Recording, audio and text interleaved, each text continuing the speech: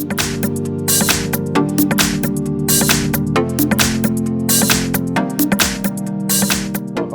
In front of me is a CUBOT Power, and today I will show you how to access the factory mode.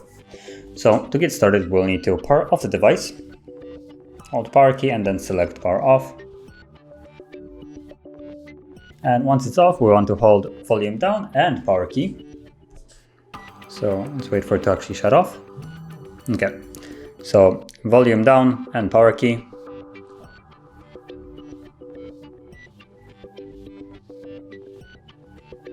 And once you see the CUBOT logo, let go. And now we're in the factory mode.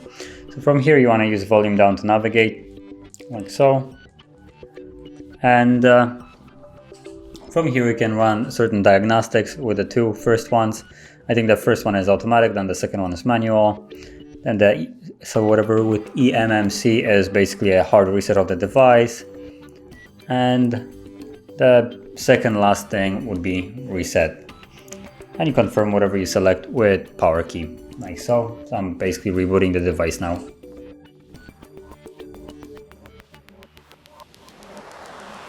And we're back in the Android system.